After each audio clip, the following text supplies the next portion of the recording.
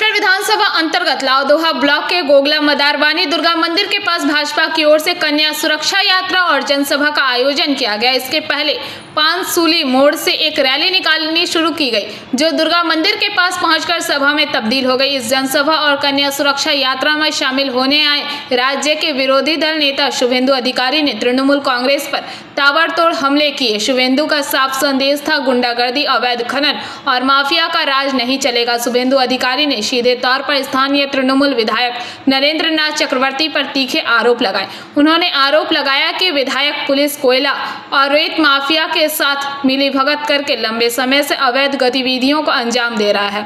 उन्होंने कहा, इस दौरान पूर्व विधायक जितेंद्र कुमार तिवारी, जिला सभापति दीप्तानु भट्टाचार्य, मंडल 2 अध्यक्ष वेणुधर मंडल, पांडवेश्वर के कॉन्वेनर रूपक पांजा, को कॉन्वेनर बंधन घोष, मंडल 2 के अध्यक्ष वेणुधर मंडल, मंडल 3 के अध्यक्ष तारक धिब्बर, मंडल 4 के अध्यक्ष संतोषी मंडल और मंडल 1 के अध्यक्ष सविता बागदी, अरजीत राय, संजय यादव तथा समस्त भाजपा कर्मी उपस्थित रहे। कार्यक्रम का संचालन पूर्व विधायक व भाजपा नेता जितेंद्र कुमार तिवारी ने किया।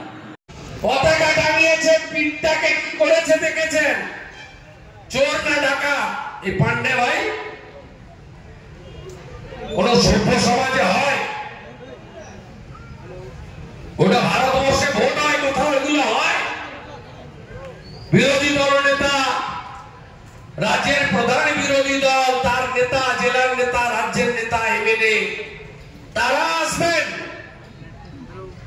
পতাকা টাঙানো যাবে না, প্রচার করা যাবে না। আর এই পুলিশগুলোর আচরণ যেন নরেন আর তার পিসি ভাইপো বেতন দেয়। শুনে রাখুন, চিরদিন কাহারও সমান নাহি যায়। আমি অনেকদিন রাজনীতি ঝাঁঝরার কাছে আক্রান্ত হয়েছিলাম গুন্ডাদের হাতে। আজকেও চেষ্টা করেছে, আমিও প্রস্তুত হয়ে এসেছিলাম।